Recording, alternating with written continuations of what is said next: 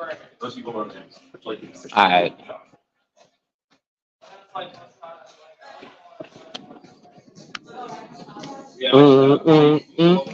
And we gonna rock the world.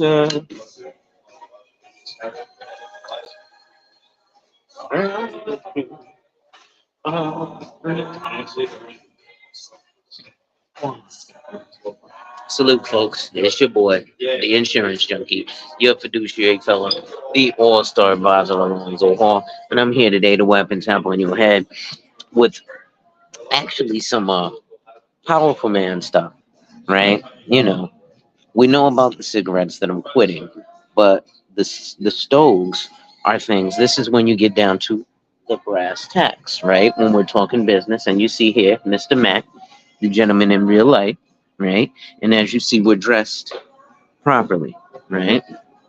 So this isn't gonna be long. I'm just gonna let y'all catch me fire up the stove.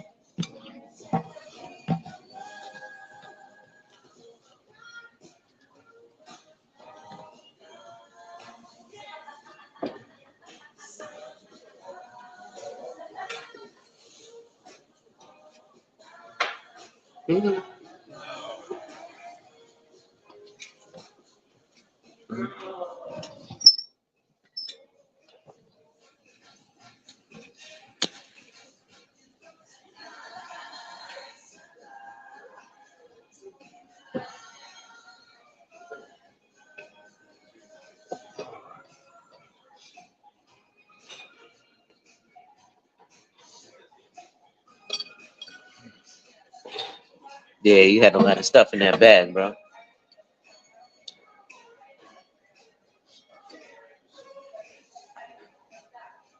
This is decent. It's not as sweet as I would have liked it. But I said this is decent. It's not as sweet as I would have liked it, but you can taste the flavor. It's more I think coffee. this is so that's gonna be a little different mouth. Yeah, this one's a little harsher than I'm used to, but it's decent. I didn't remember the name of the last one I got. The last one I got was on point. I'm wondering if my man Rich Rose, because I got one of my homeboys who be here all the time. Look at the sock game. Trying to get us both in there.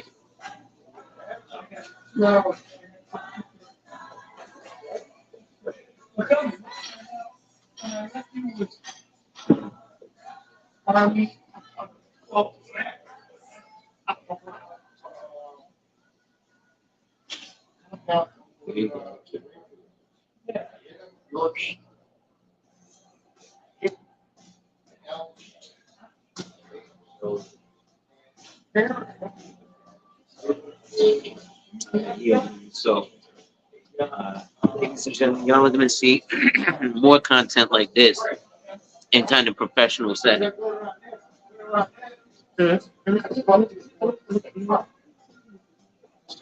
Oh, you brought your iPad. You want the link so you can hop on your own camera? I don't want to see my look at this. Are you gonna do your video via with the avatar? So, of course. I'm not one of these shows. The only thing you see is the avatar. Are you still trying to take the flicks, right? So, you know what? This is not a bad thing. Too. It's not a lot of light though. Prince Pierre, you already know. Well, I got tea right now, not cognac. But you know we got our cigars. And listen, Prince Pierre, we got to get ready for you and I to celebrate with our cigar and cognac when you close your first deal or your second deal, because your first deal is pretty much already going to be closed. We already discussed that. But we're enjoying a nice cigar today, you know, here in the Owl Lounge, kind of doing our thing. I'm not going to be live for too long. I just wanted to give you all a few minutes of a glimpse of what we got going on.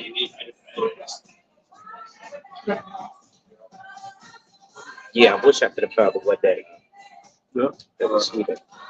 Nah, this is That's just sweet. no. That's it. Yes, indeed. Ladies and gentlemen, make sure you hit that like, drop a comment, subscribe, and hit that notification bell so you're made it aware every time I release new content. Stop. Stop. So this is the kind of content where you're actually seeing men enjoy their hobbies. There's a bunch of powerful men in here, and this is a place where men are going to do power. Now, the next thing, actually, with style, we got to get into the smoking jackets. If we're gonna be in the house shop, we might as well have a smoking jacket. Right? Yeah. And you know which one we saw the gloomies with the green lapel. What was it? The black one with the green one with the black lapel? What's that? Was that Blingy or was that Macy's? I think it was Macy's. Yeah, Bloomies, we didn't see that. That's right, it was Macy's. Where you had the green joint with the black lapel. Yeah, that was a nice smoking jacket. You know what? That's one of the sport coats, suit coats, and blazers I don't have is a smoking jacket. I don't have a dinner jacket, and I don't have a smoking jacket. I have no jacket. I'm surprised. You don't have your hood? What? Why? Well, I got into an issue. Got a problem. It didn't matter to me. Alright. I took what I wanted, what I needed. Tell your thing, big bro. Yeah. And if that's that beat's gonna turn. Yeah. You know what I mean? Yeah. That's what I said. She moved outside there. This anything goes in there. It's what it can. Nigga said hard again. Beating. I still like this style of sweater. That's my favorite sweater. Time pieces for the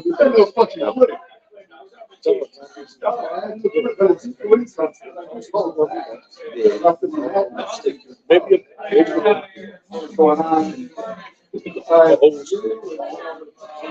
Yeah, I can see that. People wanting watches, but I was not leaving for vacation. That's Saturday. Take care of your shit before you go. I mean, if I go to the bank, I can go say that, but that's my savings. I'm not fucking with the savings. Yeah, that's funny that you happen to be there. I ain't got no bread to spend, but I got the shit to spend. A couple dollars. Oh, something like that. Even thick. What is? We got actual responsibility. It is what it is. You know what I'm saying? That's why I was pissed on the phone earlier. You heard me telling you, yo, the mortgage is back the third.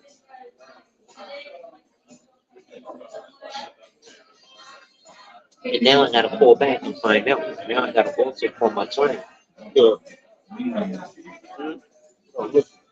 As I also gotta pull my client for because you only heard me talking about the one case. Well, I don't know if you heard me talking about. I was talking to them about 3 different cases. Okay, one case you heard was me. The other case was another dude. I've been waiting on this dude's case since November, and they're evicting me, right? And the problem with that is the clients don't know that I'm not doing it because the client only has communication with me. You see what I'm saying? So the client is looking at it like, yo, so what are you doing? So, but what are you not doing? Or what did you not do? Because as far as they're concerned, that's all that happens.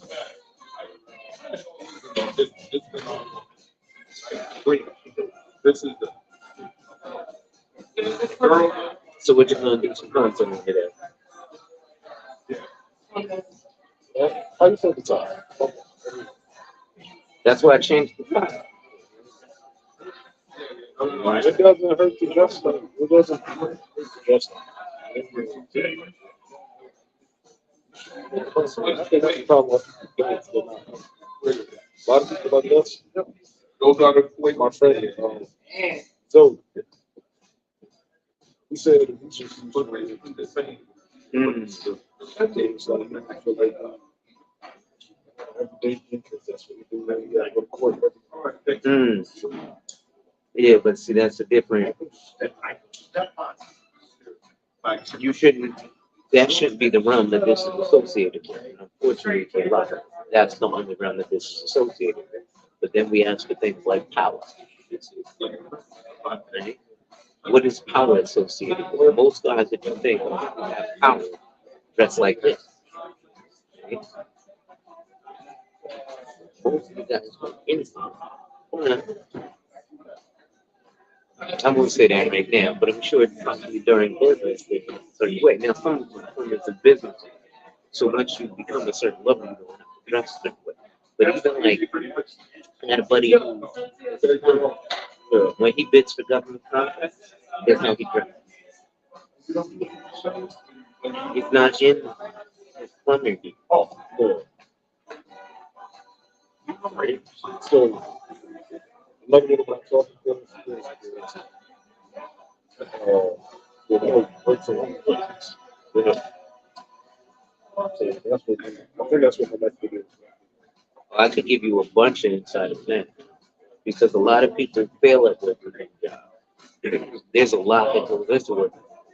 Prime example, it's hard for me to work from home, even though it's just me and Nick living. I don't have the space to work. Right? She's got the office. She's got her two desks. But so I'm in the middle of the living room. That makes it difficult for me to do phone calls. She come out to go for lunch, she got to watch TV, whatever it's been. It's not as conducive. So it makes it difficult for me to actually do my work. You know what I'm saying? And then when you're on the phone, you have to be like a salesperson. Project your mood. You have to be louder than the person speaking to you, so you're speaking and you can answer. The problem is, if you're going for the phone, like you know, with the why are you looking at it? I am, but y'all, it looks like I'm not doing it because y'all, for lack of better term, so, but a lot of people are used to platforms. Working from home, you're still a platform, right? But Yeah, so hmm, work from home you are talking. You got that freedom. I have to ask but she did to the site, so that's what she does. Does basic copy where you understand that. uh, but no, So you have 24 hours to complete 8 hours. Right? hmm, If you can't make that work, then maybe 2 hours she needs to do something. Go outside, do something else, get back. That's not another 2 hours. I'm not 4 hours. That's not another 2 hours. That's that. no. Think that But what it is so that's the difference between like actually this is a great topic, and you should actually this will hit home because you're going into real estate. So what you're looking at though is see working from home is a little different than self-employment. Because self-employment doesn't always entail you working from home, right? Prime example, there's a boatload of real estate agents who go to the office every day. They don't make any money for those hours that they're spending in the office, right? But exactly, you're doing paperwork, blah, blah, blah, blah. Like you saw me doing paperwork. I've been getting, like I said, I've been having a client who's been calling me every single morning. Hey, what's the deal? Hey, what's the deal? Hey, what's the deal? Unfortunately, I can't even tell her what the deal is because I don't know. Right? But you hear me telling them, well, what am I supposed to tell the client? Well, she's covered. I know that she's covered because I give them the temporary insurance, but that has nothing to do with her getting her policy that she was paying for. Because last time we had the same issue with the payment. So, and I told her, I said, look, I want to avoid a lawsuit because the issue is the reason this policy is being issued is because last year, literally 12 months ago, We had the same issue. She purchased the policy. The first payment bounced. We called, we made a payment. They gave her a confirmation number. And then they canceled the policy because the new business department and the regular accounting department apparently don't talk to each other. That's not my problem. That's not her problem. That's yours as a company's problem. And if you don't fix that, I'm going to make sure that you both get a turn and sue the pants off us. Because that's my reputation. Like I already got sued once. I'm not going to that shit again.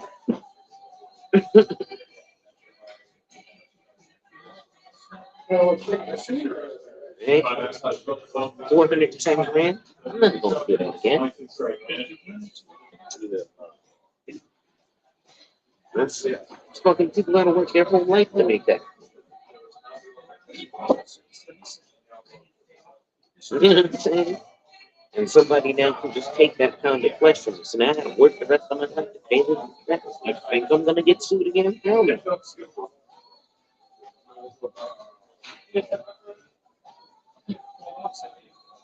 So I told her, I was like, look, I'm gonna call them and cuss them out and da da da da da. They better have my policy. Yo, it's been like a month. Why wouldn't she be tight? Like, yo, what's good? And it's not like I can give her a definitive, hey, listen, they're doing A, B, C, X, Y, Z. Oh, they go at it by date. Nah, listen. Y'all missed stuff. That's not my because what ended up happening was it was ready to issue, and then it was like, oh, it's the wrong illustration. It's like this morning when I was on and I told you about the client I had with the name N. Right? Well, we was walking to go get your breakfast. She called me because I had to send her a copy. She's like, that policy got issued December 8th, delivered December 8th, paid the following week. Why are they telling me yesterday, oh, to avoid you getting charged $100, we need the illustration? Wait, y'all supposed to be on point. Before that's supposed to be something that's added to the actual policy. So when the client gets the policy, they get the illustration. How did y'all miss it? Or it wasn't signed by you with a client. So you got to do it, or if we send it, we're going to charge you $100. Okay, cool. But how did you guys miss that a month ago? Right? That's not some shit you just miss. That's not like random pickle. You know what I mean?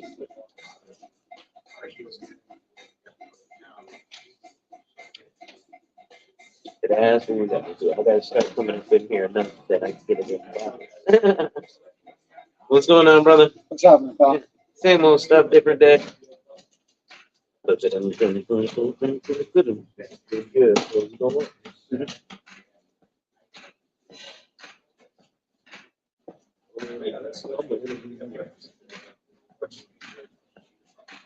So, remember the first one we did? Yeah, I'm about to say, I remember the first one we did. That's actually partially what made me start making videos. But is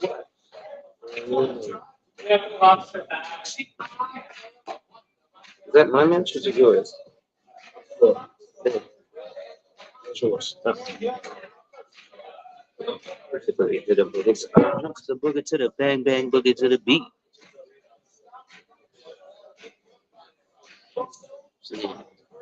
But yeah, with the self-employment, man, that's a little different from working from home. You can be self-employed and work from home, like that's what I do. But again, that's very difficult because unless you have a space to work from, like you know, when you're gonna smell good. What's it? Oh yeah, that's pretty nice. Okay. I mean, to me, it's a lighter scent than I would wear. I like monks, right? So like I like a oud, a sandalwood, stuff like that. That's more of a citrusy scent. Bro, Actually, that's a fresh scent for like the warmer weather. that's for springs and food. What time you start next? A little heavier. Yeah, so go outside, 2020 go outside. You know what's good for this time of year? That Burberry Hero. I got some. Yes. Burberry, but it's an older man. I'll tell you another one is obviously Project War. Where you up getting to the real old school, get you some great flannel. You know, no, everywhere. So,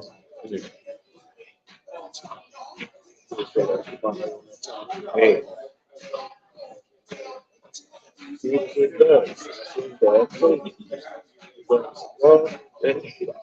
got the IBS, I got the live ones because I'm also trying to get the watch hours. When you get the 3,000 watch hours, I'm at 1,500 right now, right? But they do it on the 12-month rolling scale. So hours drop off every month, right? But when I start doing stuff like this, and just going, even if one person watches or people come in and go out, if they watch for 10 minutes, they'll go add to the watch hour. All right.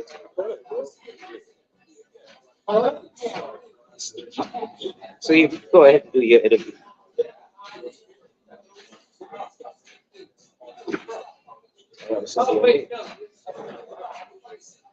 Oh, so that means I have to hop off my line. We ain't not doing that. We ain't doing that. Good. You ain't got to do it. Look, be on the train. I was thinking about going back to the job. And we go to using the co-working space. Okay. I mean, for that, if I would have thought I would just went into my office. That would My office is up the block. we could use that. That would still got time. Get the watch hours, no doubt, Prince Pierre. Got to get those watch hours, right? But also, while we're at it, like I said, Mr. Mac is actually part of the reason that I ended up creating my online profile. So y'all got him to blame, but I'm trying to make sure that he comes out as well. And Prince Pierre, you already know, when you're ready, we've got definitely a lot of work to do together, brother. So we're gonna get those watch hours. Uh, but yeah, like with real estate, like you said, you don't always get paid for the hours that you put in. Same thing with insurance. You know, you just so listen. I had to sit there and talk. They literally, I don't even know what to tell my client because I thought the paperwork that they had me is having me look at him like he's doing crazy because he keeps saying the applicant canceled, the applicant did this. So he had it scheduled for December 13th. The company exam one called him and said we want to reschedule for December 22nd. He didn't decide that, they did. I told him, listen, you dictate, not them, because it's your schedule. And you dictate whether they come to you or not. You don't have to go to the Quest Diagnostic Center. They was like, no, you have to come in. No, you don't. They can come to you. They get paid for this. And then the 22nd, they said he canceled. So I called him. I was like, yo, bro, do you want the policy? Yeah. Why do you keep canceling your exam? So I didn't cancel my exam. They called me and told me they needed to reschedule and they could call me back, and they never called me back. So now you come to me looking crazy at the client, and my client is looking crazy at me. And it's neither one of us, right? I had that conversation with you. Yeah. But, But it's like, yo, so what do I tell this kid? Right? Because he's looking at being responsible. He's getting his life insurance to make sure that God forbid if something happens to him, his wife and kids are protected. He's a corrections officer. He works in a prison, so he's got a dangerous job. So something could happen to him last night. So now that leaves me open because if something happened to him last night and the company didn't do what they do, they're not going to sue the company. They're coming after me, just like the last bitch that sued me. They didn't go after the company. They came after me because they didn't know the company. They know me. And all they know is I'm a representative of the company. So fuck it, you're the representative. You're gonna face the rap. We're gonna sue you. We know your name. Boom. Right? That 410 grand. Mutual gonna have to pay that overnight in their sleep. I can't. You know? So that's why I'm getting so stressed. Because I'm like, yo, I have to deal with this person. You know? Right? Because the customer can't even call and talk to underwriting. Right? But like if I'm dealing with that with you, you're gonna be looking at me, hey, yo, so what are you doing, son? So I don't know what you're doing, yo. I'm done. That's what you're gonna think, right? You're not gonna think, oh, the company's playing games with him, right? That's something more. Because ironically enough, a lot of countries who don't take your job seriously. There's nothing wrong with being a prophet if you take your job. So I don't care if you work at McDonald's or for the royal family, take your job seriously. Yeah. Rael, what's going on, bro? You see us here with the excellence, man. Me and my man, Mr. Mac, we sitting here in the cigar lounge talking brass tacks. He's getting into real estate, so I'm explaining to him some of the things that go on with being self-employed, as I'm in insurance, you know. Um, and I'm actually telling him about a situation where I got sued by a client for 410. Well, actually, she sued me for 1 million, but she won 410 grand. But it wasn't even through any fault of my own. So I'm just explaining there's a lot of times where you have to cover your own ass, right? So right now I'm broke because I have to pay restitution to a client that sued me for nothing.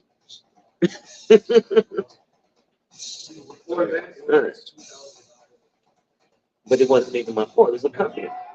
But again, when it comes down to it, like I said, if you're my client, if I approached you, hey, you want this insurance, da da da da da, then I sat down with you, then I took your information, I took your name, address, date of birth, social security number, and bank account, then I'm the person who's responsible for getting you that policy, as far as you're concerned. Yeah. Because you can't talk to anybody. Seriously. Yeah, that was a few years ago. Yeah, and you can't talk to the customer service. You can't even talk to the company. So then, guess who has to face your rent? Me. Now, don't get me wrong, I get paid well when they do pay me. But like I said, this case has been going since November. That's 3 months I've been working for $0. Right? So, question for you. Yeah, How does how does the underwriting process work? it depends. And the reason it depends is because first it depends on the type of policy you're applying for. Then it depends on the face amount of the policy you're applying for. Then it depends on the way you answer the questions during the application. Because you can be deemed for what's called, so there's different underwriting. But mainly what underwriting will consist of is they're going to do something. They're going to run what's called an RX, or they're going to check your prescription history. They're going to check uh, for what's called an APS, which is an attending physician statement. So they're going to get up to 6 years of your medical record, right? They're going to run your motor vehicle history. They're also going to run your credit, right? Because based on your credit tells how risky you are to put yourself in risky situations where you might die. The bean counters and insurance are bigger to all this shit. So then there also may be something called a parameter, which is what I'm telling you about with the client, where you're applying for a certain amount. You didn't qualify for what they call accelerated underwriting. Accelerated underwriting means they check your prescription, your drivers, and your credit, and they're like, okay, everything's cool. We'll just issue the policy. But if they see, oh, we checked your prescription. Oh, he had an Advil one time in his life 72 years ago. They're gonna want something called fully underwritten, right? Fully underwritten means we're gonna take. That's when we're gonna take the 6 years of your medical records. We're also gonna send a physician out to do blood and urine. So they're gonna take blood, urine, oral swab, EKG, height and weight, depending on again the type of policy and the face on it. If you're applying for 250,000, they're probably not gonna do it. But if you're applying for, $1 million, 5 million, 10 million, $20 million, yeah, they're gonna do it, right? Um, but actually, anything above a quarter million, they generally do that. So, other question for you. Mhm. All right. Says about some stuff like that examples or scenarios or the beneficiaries have problems actually giving their money. So that part I don't generally deal with. They've actually taken the agent outside of it. It used to be, um, and this is something that a lot of agents will never experience. This is probably why I have the dynamic that I have, and I'm so far leaps and bounds ahead of other agents. So that's Hmm? that's It smells nice. just coffee. Oh, you did coffee? It's not coffee. Something. It's right on. It's a light something. Okay.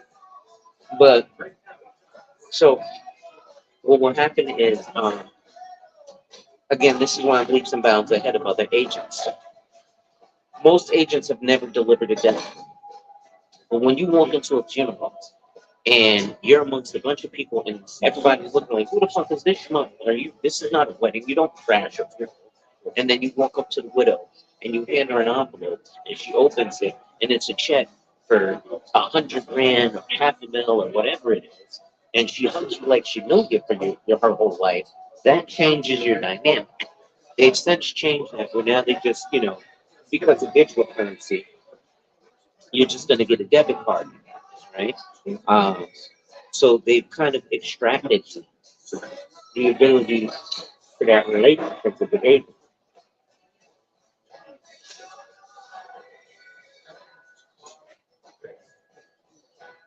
Right? But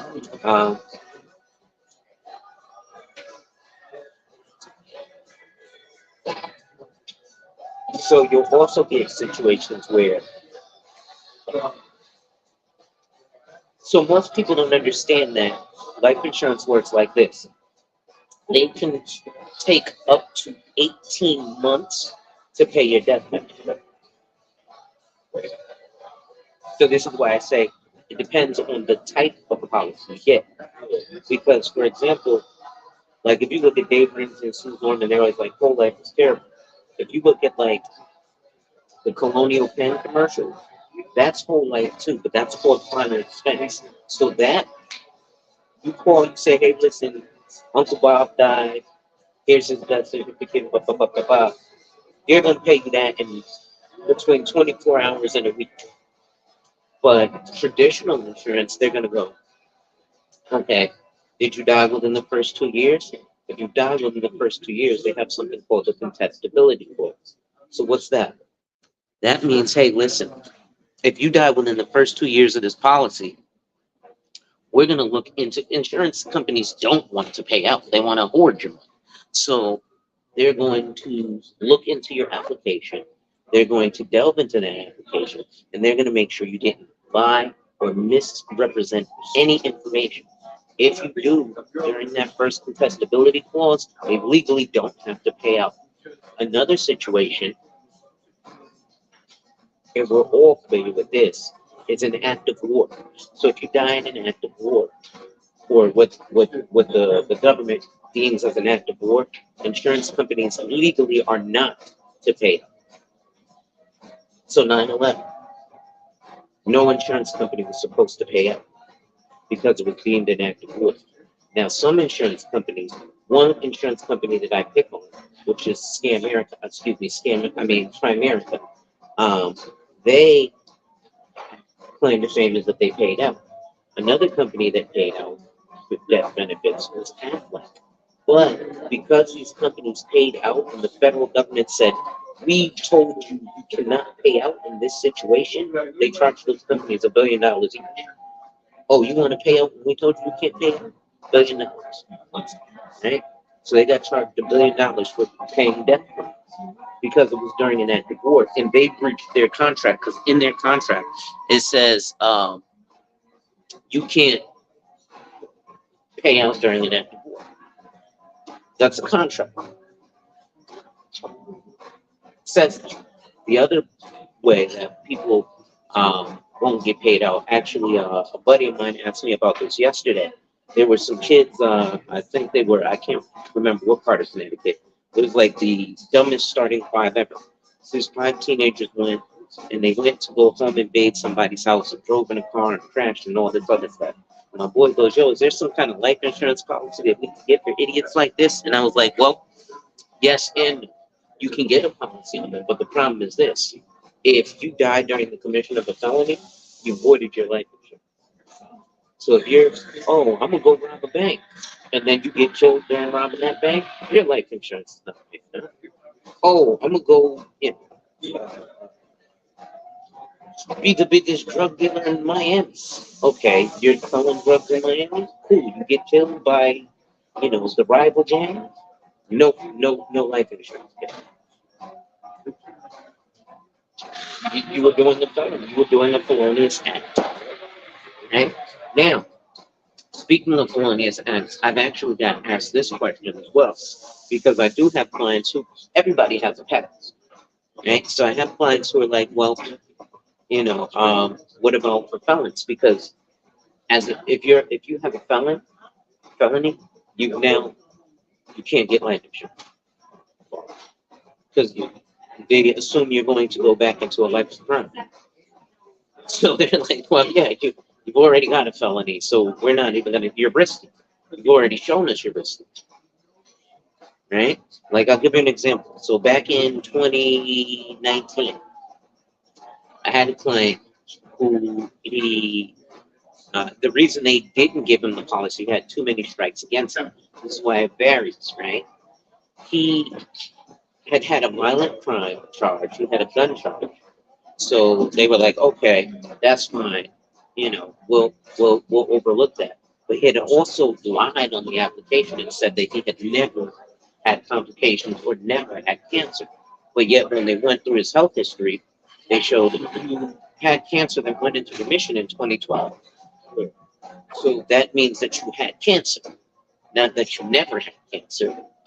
You don't currently have cancer, it's in remission. But have you ever had cancer was the question. Right? So they were like, well, number one, you told us about the felony. That's fine. But now you lied about the cancer. So now we think you're lying about the felony. So no, we're not going to give you this $1 million of death benefit.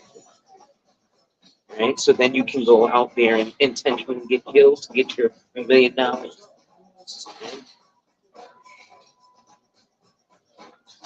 Now this spot would be the suicide point. You commit suicide, policy's not paying up. The suicide. Yeah, you commit suicide, it's voided. That's just kind of how that works. But it's not. I mean, I guess they would find out. Once they find out the cause of death. So yeah, once they find out the cause of death, suicide, that's going to be put on the death certificate. So once that's put on the death certificate, what you're gonna? Oh no, he didn't commit suicide. Well, that's what the coroner said. Right? But as a felon, you actually are able to get life insurance from certain carriers. So it also depends again on the type of crime. If it's a violent crime, they may rock with you, right? They're actually more apt to give you the insurance if it is a violent crime. Why? Because it's not like you got arrested for being a drug addict. If you got arrested for being a cokehead, hey, the chances are you'll relapse. That means you a higher chance to die. If you did a violent crime, hey, maybe you were at a bad position. Hey, maybe you were like me and you're behind on your mortgage. Well, if you're behind on your mortgage, I'm not behind on my mortgage, but still, you know, you get behind on your mortgage and you, you go knock over a gas station for 50 grand and then pay your mortgage. Well, you're gonna go to jail. They're gonna look at that. They're gonna say, okay, that was a circumstance, and then it actually depends on how long you've been out of jail. So they say after you've done served your probation or parole, I don't know what it is when you get out of jail, either. But once you're basically if you're off paperwork, so you have to be off paperwork for at least 5 years for some carriers, and at least 10 years for the premier carriers, 10 years. So if you know, because they're like, okay, you put this behind you, a decade is enough time for a person to change. You know, um, but yeah, that's so there's that. Um, but those are the only like real difficulties. The other thing is the health, right? So you really don't pay for life insurance with money. You actually pay for life insurance with your health, right? This is why I don't have the health to do, right? So things like smoking tobacco tripled your price, right? Automatically. So if somebody was your exact same age, height, weight, health condition, everything, right? And he doesn't smoke tobacco and you do smoke tobacco. And this $500,000 policy costs him $100 a month, it's gonna cost you $400 a month. Now the cash value is not gonna accumulate the same because the cost of insurance is substantially more for you because the risk of you dying from complications of smoking tobacco,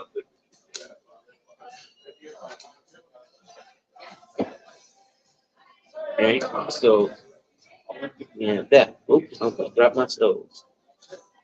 What time is it? 1:30.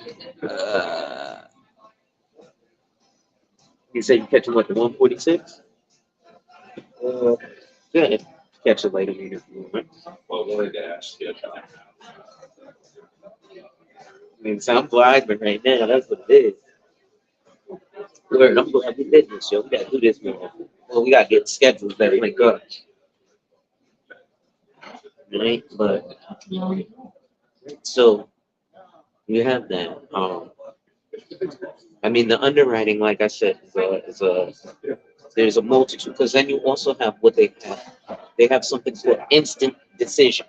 So again, a lot of like you heard of like ethos, Haven Life doesn't exist anymore. America does a lot.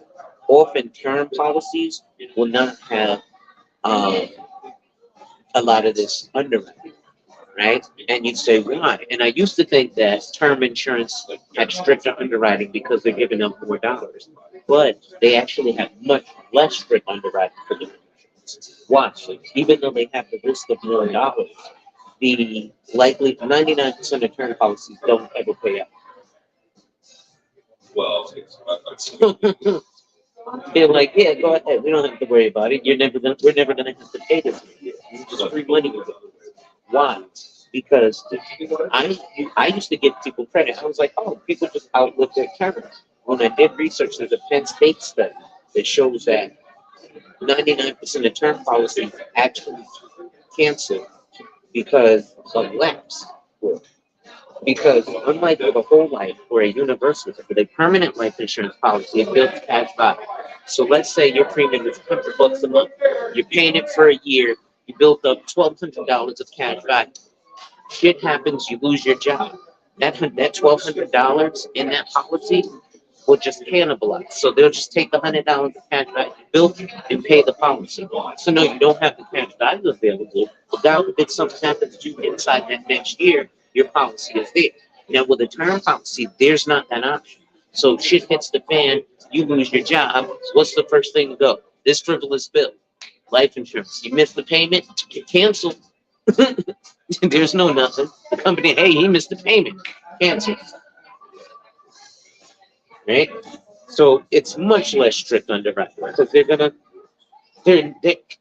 if I knew that I had a 99% chance that every customer came to me would never get what they want, I'm gonna yeah, come get it, come get it. I'm gonna push everybody to push you toward it. I'm gonna go tell Dave Ramsey, Sue Zorman, and everybody, tell everybody to come get this product.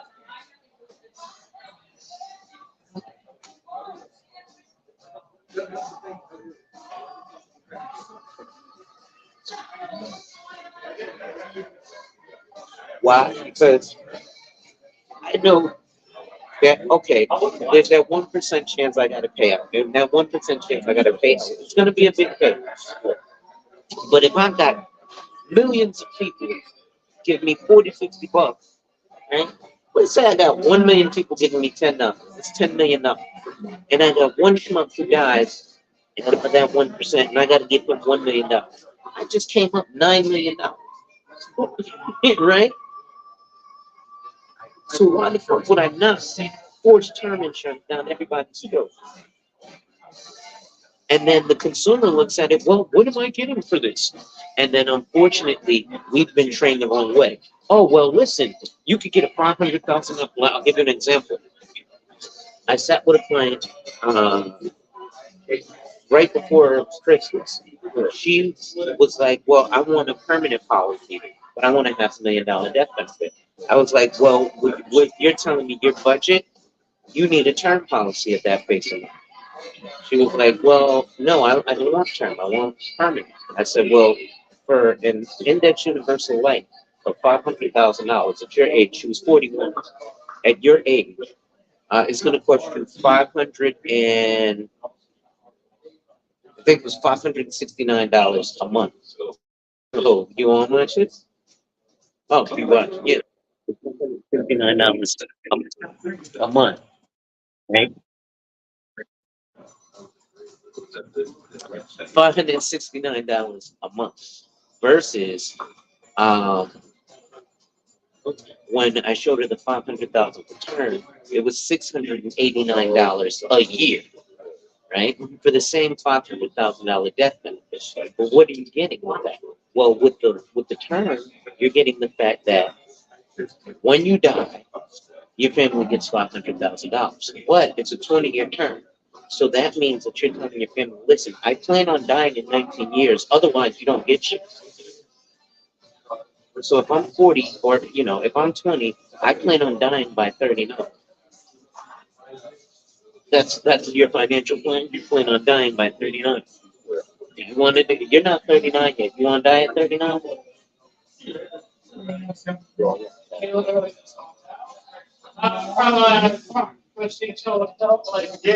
But now, you know, a permanent policy, because people don't understand, you can set up a permanent policy to pay in the amount of years. You can select the amount of years you want to pay.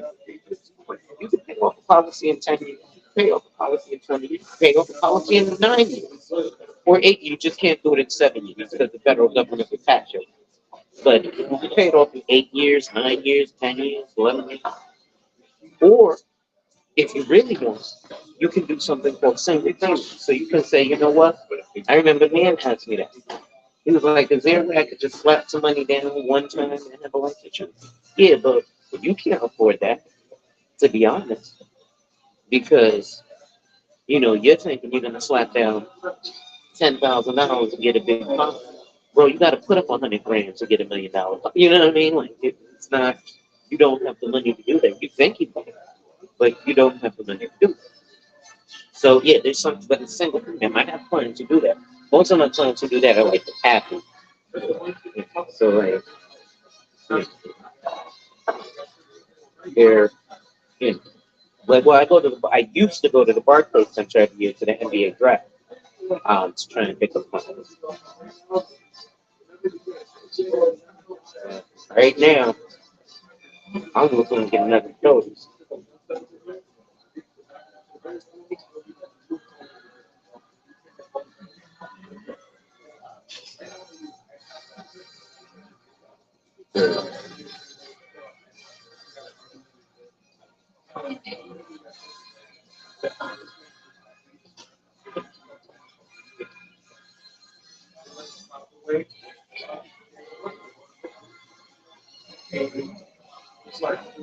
But so those are just some of the pitfalls. But it's not at the same time that there's all that headache. The money that you can make in this business is fucking insane, right? So one of the things that I like a lot of this is why you'll hear a lot of financial advisors who will shit on insurance, right? Insurance is way better for you, the client, as far as an asset class, right? But to be honest, It's way better for me as an advisor to just say, fuck insurance, get this investment. Because I get paid on what's called AUM, assets under management. So why would I want you to put your money in a product that's beneficial for you, whereas I can have you put it in a product that's more beneficial for me? See, if most people be like, oh, oh, my retirement accounts, my whatever, whatever. All I need is three motherfuckers who got, you know, $250,000, and I take care of assets and manage it.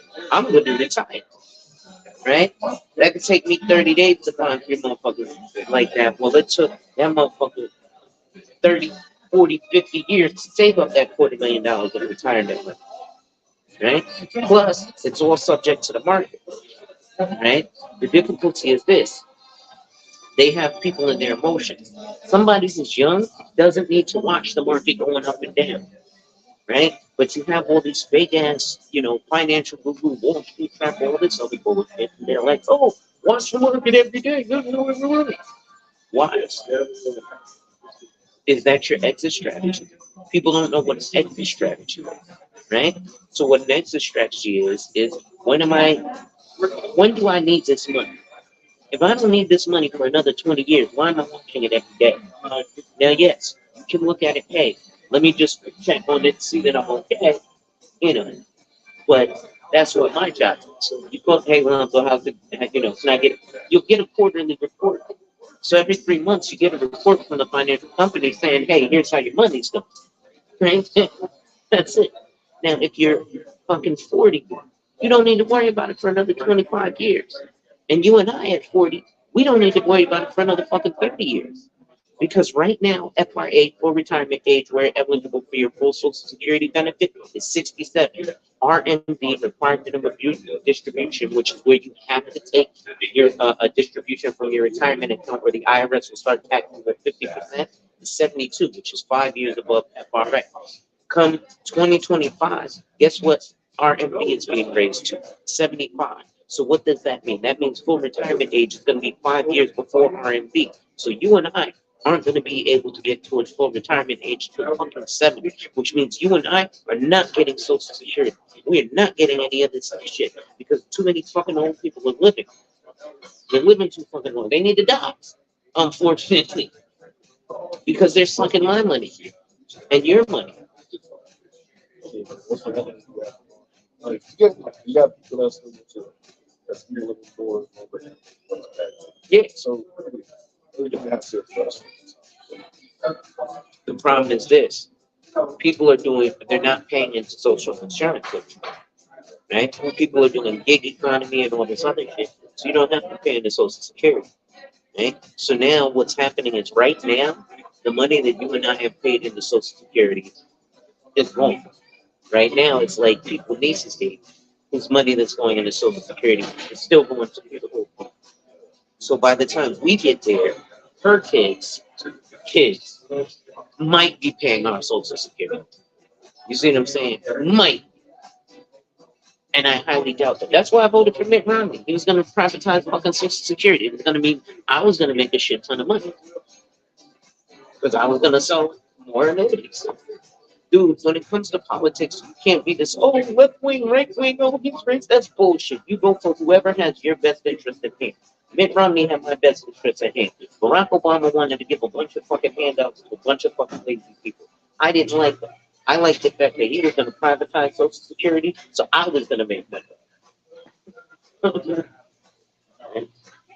That's it. And that's how you have to look at it. We're in a capitalistic society, bro. You know what I mean? It's the good stuff, actually. Now that I get closer to the end, it's still not my favorite. I like the sweet. I like the sweet. This is good. But yeah, man, there's so much shit in this insurance game. Like I said, I'm going to tell you both bad and the good, right? So again, if you have AUM, right? So AUM is like this. And this is why they're beating so many people in the head. If you don't have $25,000, you're not investing. The minimum investment is 25 grand. If I'm as an advisor and I drop my pants, I'll let you invest 10. Anything less than that, like you'll hear people, oh, I opened a VOO with QQQ with Vanguard or a brokerage account with Vanguard for $3,500. I opened an account with Fidelity for $3,500. They let you open a brokerage account with $0. Yeah, I'll let you give me your money. That's more money for me. Like if somebody comes to me, hey, listen, I want to give you $100 for sitting down with you talking about insurance. Oh, okay, that you don't have life insurance, but if you want to give me $100 to talk about it, sure, I'll take it.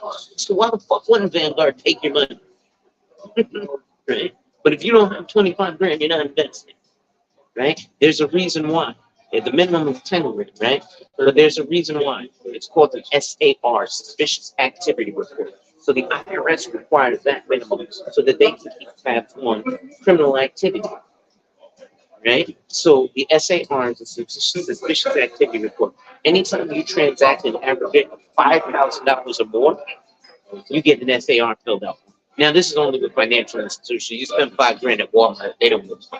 But over time, they expect that.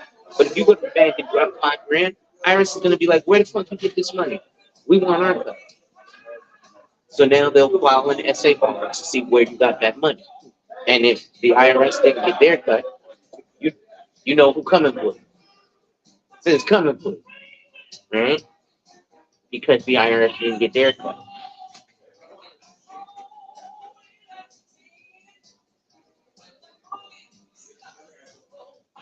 So, this one first. Thank you.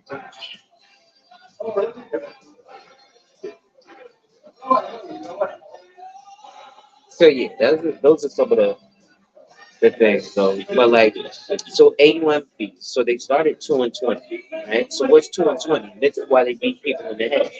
If you're generally you're looking at an account 50,000 to any 50,000 to 9,999,999. You're gonna pay 2 and 20 fees. So you're gonna pay 2% of your net worth anywhere. Actually, up to a million. Anywhere from 0 to 1 million, you're gonna pay 2% of your net worth. So you know, and then you're gonna pay 20% of your capital gains. Right? Just AUM fees, asset under management fees. Right? They've tried to change it down to 1.8%. Okay, I'm here. I'm charging the full 2%.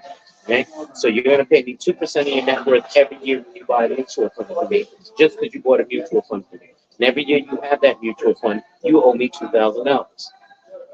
Plus, when you get when it accretes, which means it gains or it grows, you owe me 20% of whatever that is. And then when you cash out, you owe the federal government tax, capital gains tax. And Joe Biden's trying to put that up to 39%. So basically, you'd end up losing 50% of your money before you got to see anything. Right? Now, again, AUM fees. The more money you have, the lower the fees. Right? So, when you're talking $5 million of investable assets, now you're looking at 1 million. Right? So I'll charge you 1% of your net worth. When you're looking at $10 million of investable assets, I'm gonna charge you half of this. Right? Then when you're looking at, the 1%, that's what comes with 100 million. Listen, I'll charge you half a percent. Because half a percent of $100 million is way more than like 20% of 250,000. You see what I'm saying? So that's why the more money you have, the better it is to you. Right? Now let's look at again, because you got all this TikTok, Twitter bullshit, they push people into investing for the wrong reason. If you don't have, first of all, most people are not accredited investors, right? So what's an accredited investor? If you're a single person, you've made $250,000 a year for the last 3 years, and you're expected to make that again this year, right? If you're married, you made $300,000 a year for the last 3 years, and you're expected to make it again this year.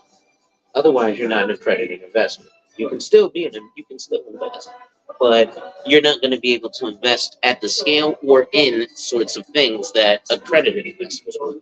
I'll give you an example. You remember the whole Robin Hood bullshit with GameStop?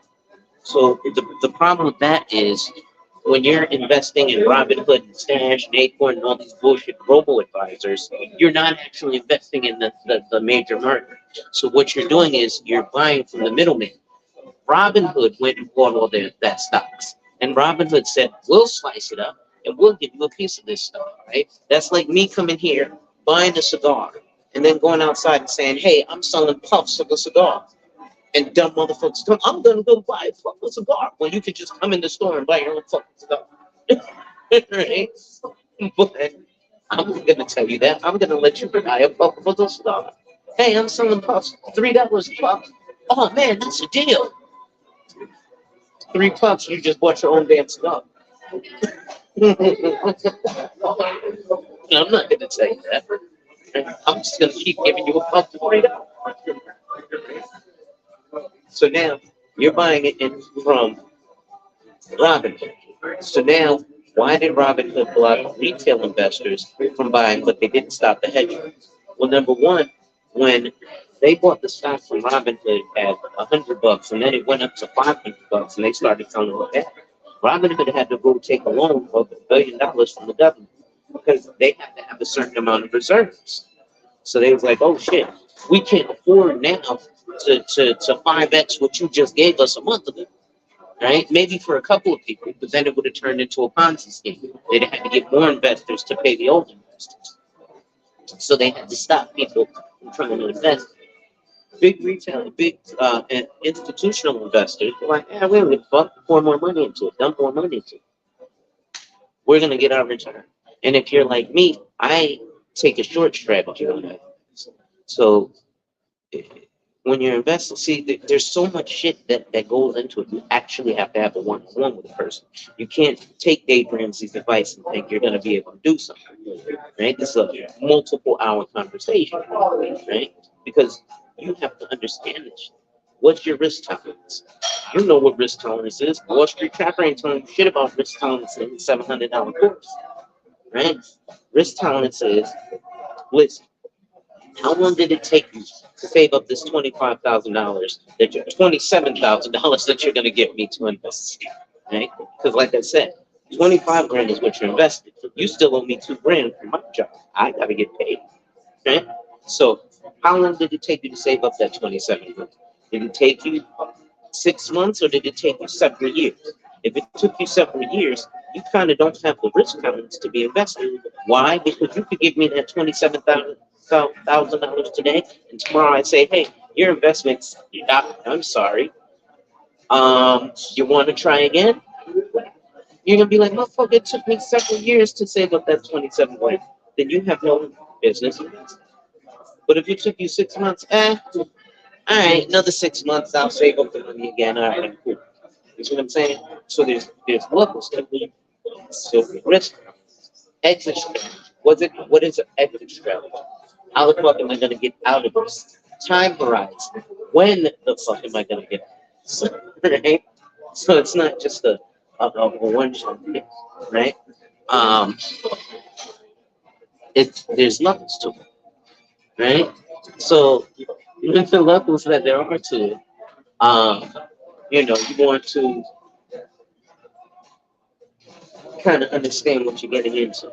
Then you'll want to look at, um, again, your appetite. Are you an aggressive investor? Are you conservative? Are you moderate? Right? People, oh, buy the VOO from Vanguard. Well, is that an aggressive thing? Is that a moderate thing? Right? Because your investment style isn't the same as mine. I don't mind taking risks. I don't have, wife and kids and house and car and boat and shit. I do, but I'm just saying, right? You got wife and 3 kids and a boat. You can't do the same shit I can with your money because you got to pay your boat note. You got to pay your mortgage. I'm driving a fucking Ferrari. I don't really care. You see what I'm saying? I wish I was driving a Ferrari. I'm only driving the Bentley, but one day I'll go. right? But you know, that's the type of shit that these people aren't talking about. You know what I'm saying? And it's dangerous, right? Like I called the other day. I called who did I call? I called the Edward Jones just to see what my competition was doing. I asked him, so what's the minimum I can invest with you? $2 million. Excuse me. Yeah, no, we don't take anybody with anything less than $2 million.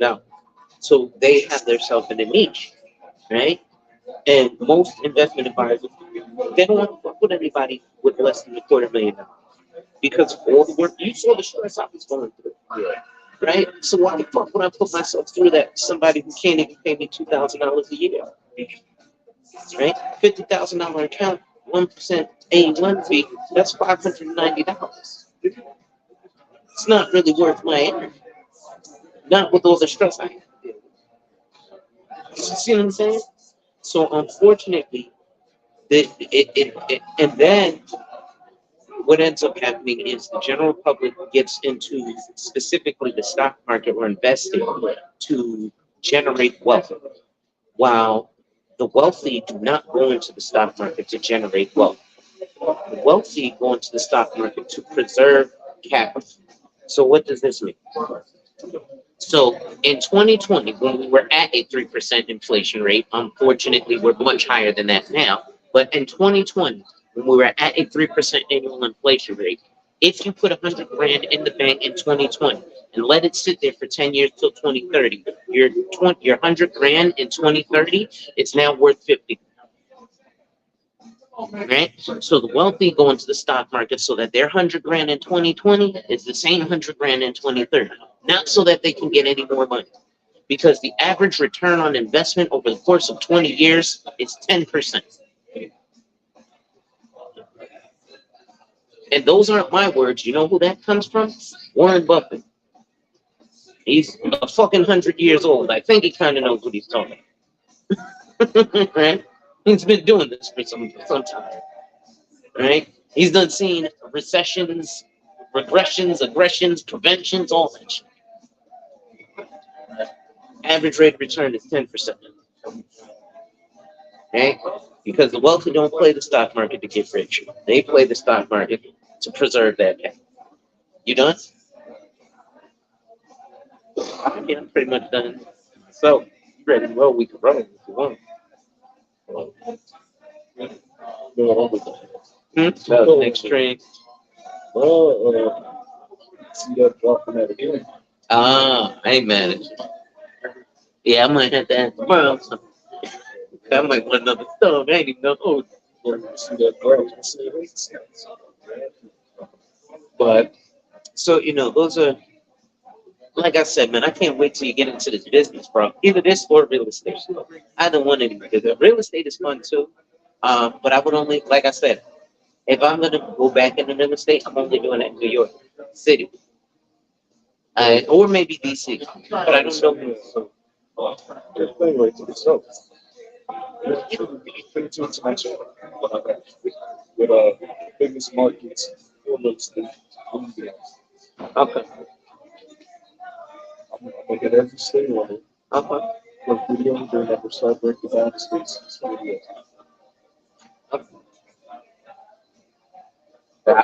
Plus, you gotta be the pros and the cons. Yeah. You can't sell somebody. You can't sell somebody if they're not sure that. Exactly. The unfortunate part is that they tend to do that. People are getting shown the dream and not the nightmare. Right? Like I So, said, when I get into commodities, that's gonna be a big thing. I'm gonna bring Bruno. Bruno's big. I got a buddy who traded commodities and derivatives for Citibank for 11 years. Um, like I said, to be honest, when it comes to commodities, I'm doing a hedge fund. But since he actually does it and trades them, I definitely want to talk to him. But that's why I don't know what happened when he fell off when he was trying to get with this. This would have been a hell of a lot easier than commodities. Well, easier and harder. Again, when you're doing investments, you don't have to worry about the client qualifying for help. That's why people push toward investments because it's more beneficial for me, the advisor, than for you, the client. right? Because for me, the advisor, all I have to know is you have the money. So now my conversation is completely different, as opposed to, oh, what's your height, weight, y'all need medicines, because I can deal with anybody from a person who's paying $50 a month to a person who's paying 50 grand a month, right?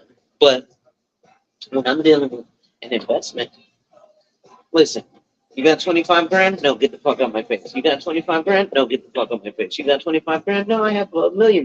Hey, how you doing? And let me sit down. You want some water? Right? But, and then I'll shake my booty. Right? For that motherfucker. But it's less beneficial for them because there's the possibility of loss of principal. Right? So, like, this is one thing. They say, oh, I like to keep my insurance, and my investments. I agree because with insurance, there's no possibility for loss of principal. There's no taxes. Wait, so I can access the money tax free, right? So like I told you, the buy, borrow, die strategy. So I have a client who's doing this. He's 45 years old. He has no wife, no kids. Why does he have a $2.4 million debt? Well, because let's see, he bought the policy last year. So next year he's going to take that policy. He's going to go to the bank. He's going to assign it.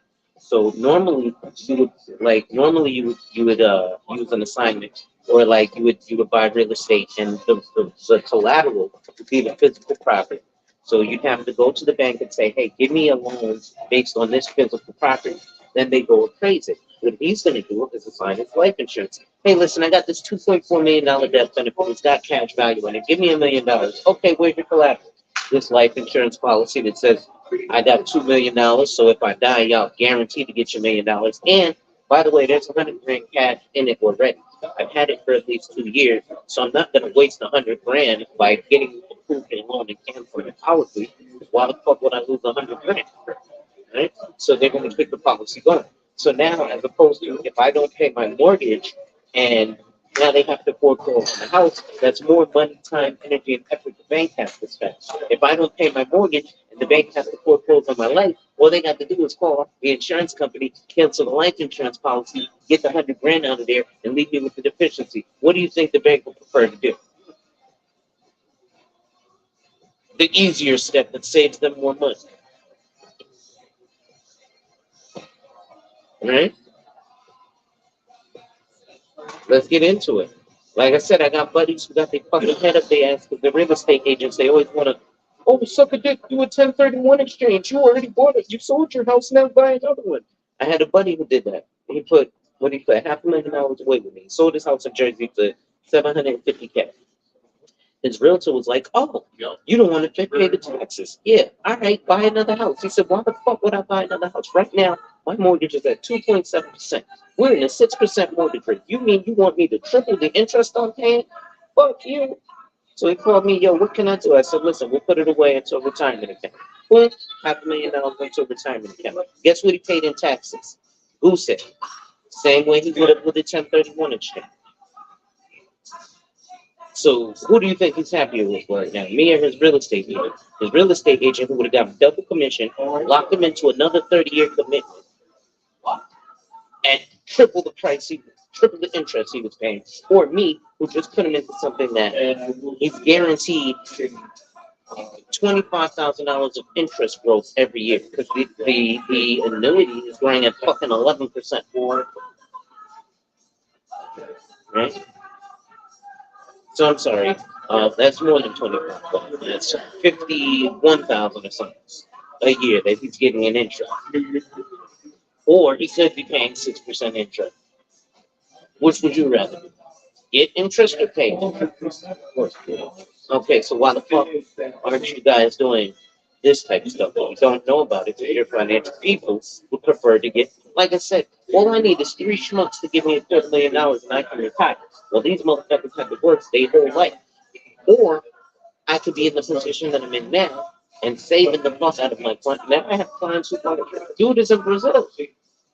Right? I can show you him right now. He's in Brazil. Marty McFly. He's on YouTube.